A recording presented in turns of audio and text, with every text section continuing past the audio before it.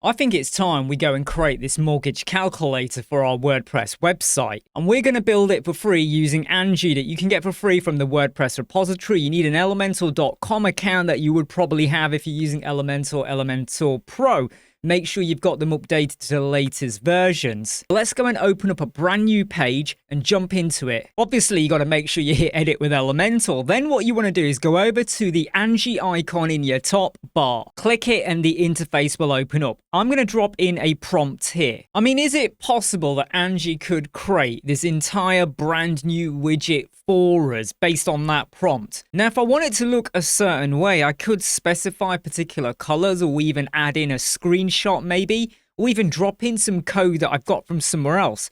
But let's just go with a very cleanish prompt and go and hit run and see what it can do for us. Angie's going to start unpacking, summarizing, and working out the best approach. And there may be some questions for us to answer, but let's see if it does that. I do want to point out that I'm still Imran from Web Squadron, and why am I using Angie? Well, if I want to build in, it's going to be presented inside of an Elementor page. The fact that Angie works on my front end, back end, and kind of talks to my website, and it understands Elementor, means it's all done in one place, and it's a free plugin that you get from the WordPress repository, and you can see it's now doing a bit more churning away. I'm just going to have a quick drink while it's thinking.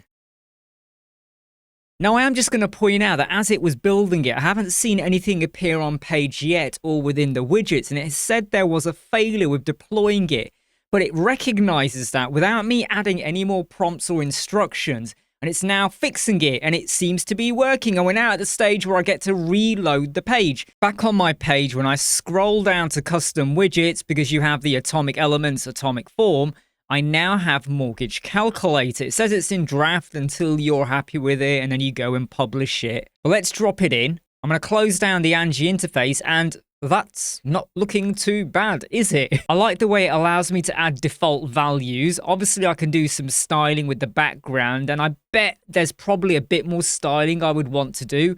I can go and set the colors, but I can't set the width of the height of the lines. So maybe I would say to Angie, make all of those lines or the toggles, slide bars a bit, or give me control to set the height. I'm going to set my mortgage amount to be 100,000, and I'm going to set the interest rate to be 1%. And I'm going to say the repayment term is 1 year. I don't even know if that's right.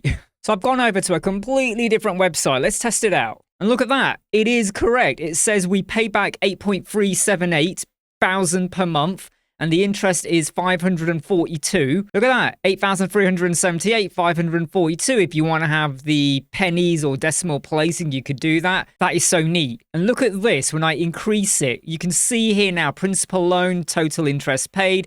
Maybe your interest rate is a lot higher. I mean, this is super cool. This is a widget that was just built before your very eyes using Angie with a prompt. But if this was me, I would probably go back into Angie, make sure I've clicked on the widget so it knows it's the mortgage calculator, and I would say give me a drop down for currency symbols, because maybe you haven't got the exact symbol on your keyboard maybe. Give me the option to set the height of the toggles over here, so maybe we'll have another style feature here. I would even say give me a field where I can set the title as well. Currently, it's just set to mortgage details, repayment. Maybe you want to have like an extra description box as well. So there's all these extra things that you could start building. My recommendation is do them one at a time. If you go and put in 5 or 6 things, it will most likely do it. But my recommendation is tackle them one at a time. When you know you're happy with it, move on to the next enhancement you're going to do. And then that widget is now available for you to use. And one other little thing I do want to point out is that if you do go over to Angie and you go to your code snippet and you got your mortgage calculator over there and you go and click edit, if you hit edit with Angie, it's going to just open up the interface and start editing it. And I prefer to do that when I'm on the actual page with the widget. But if you hit edit, you're now going to see all the code. But over here, you got add to community. So you could send it to the community library if you want. And I would probably say just make sure everything is working correctly. But if you do save to cloud library, and that is now added to my cloud library, and I now go back over to this page, imagine I'm on a completely different website now. And I've logged in with my Elementor.com account and I open up Angie. And I go down to where we have the library and I click cloud library. I will now see inside of here any widgets that I've created. It could have been on a completely different website, but I can now access it on this website. And you can see here, apply to site. The mortgage one is already applied because it's built on this website. Does that make sense? That was really, really neat. I'm Imran from Web Squadron. I hope you like, subscribe, share, and follow. I'm going to carry on drinking my Pepsi Max. Take care. See you soon. Bye. Or cheers.